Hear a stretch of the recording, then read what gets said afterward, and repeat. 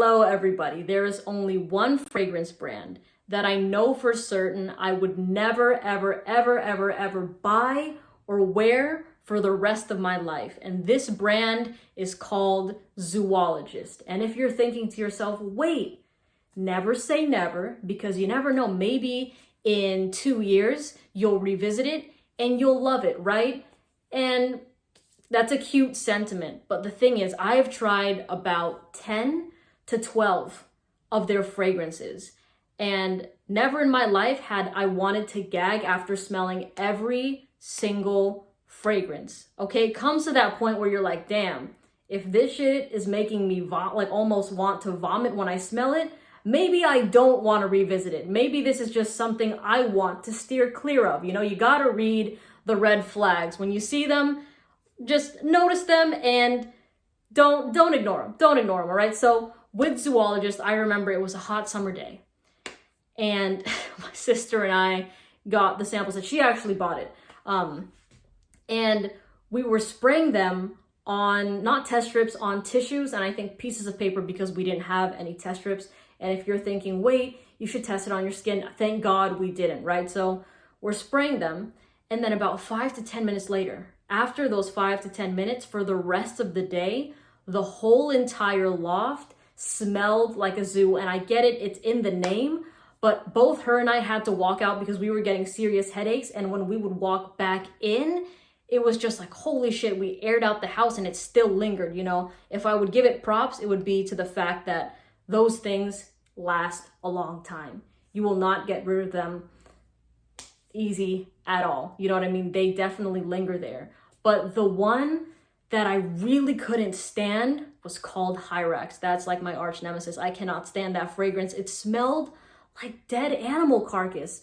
And when I put it to my nose, and I know I have a reaction, like a video of my reaction to the dry down of it. I think it's on my TikTok. I'll put it on my YouTube shorts, but I smelled it and I was like, why on earth would anybody want to buy a bottle of something that smells like an animal carcass, you know?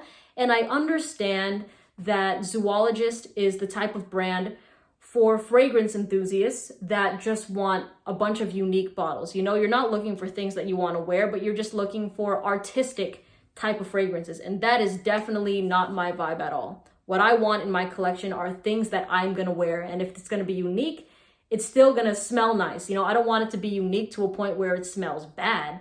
But I get it. It's artistic. And if you have people come over and they're like, oh, what's that says Beaver? They're like, oh yeah, get a load of this. It actually smells like a beaver. You know, that's just not the kind of party trick I want to pull of like, oh yeah, smell this one. It smells bad. You know, that's not what I see myself doing right now. But Beaver was another one that threw me off.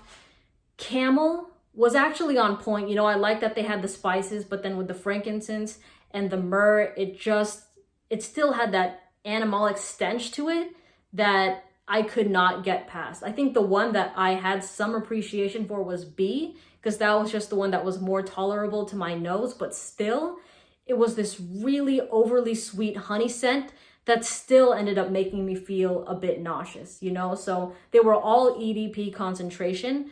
And I liked, it was pretty cool, like the presentation of them with like the animals dressed in this really fancy formal like attire. I thought that was really interesting, but I would definitely not recommend those scents if you are trying to, like if you're trying to blind buy and if you're looking for something wearable, okay? If you want to be unique, sure, you can get one of those fragrances, but it's going to be unique to a point where people are not going to like it, you know? So, yeah, I mean, I honestly feel like most people, if you smell them, you know what I'm talking about. And the people that really ride hard for them are just people that know that they wouldn't wear them, but they're just like, yeah, I just want to have it in my collection. But you know what, actually, there was somebody. I remember my sister read this review from someone that said that Hyrax wasn't animalic enough for him. He was like, it needs to be more animalic. It needs to smell more like this, more, I'm trying to find a better word than animalic, but just like us, like a really smelly animal. Like he wanted even more of that, you know? So that just goes to show that fragrances are for everybody. It does not matter the kind of person you are. There is a scent out there for you. If you have a very particular niche that most people are kind of like turned away from, you will still find a fragrance that suits your kind of personality. And I think that's the interesting thing about perfumes, colognes, fragrances in general, is that everybody's nose, like there is something for every single person's nose, you know? So that I give it props for, but never will I wear it, never will I buy it. And I think, I don't know if I threw them out or if I had the juice, because I had a cousin come over and she was like, wait, this is the one that smells bad, I want to smell it. And without even me saying anything yet, she sprayed it in my room, and all night I aired my room out, and I was like, oh my God, it just would not go away. So definitely tainted with those fragrances, you know? But let me know what brand has kind of scarred you in a way to a point where you are not interested in trying anything else from them, because they either put you off from the start, or maybe like myself, you've tried so many things, but it was just an X on every single one of them. All right, so I hope you have a great day, and I will see you in the next video. Bye.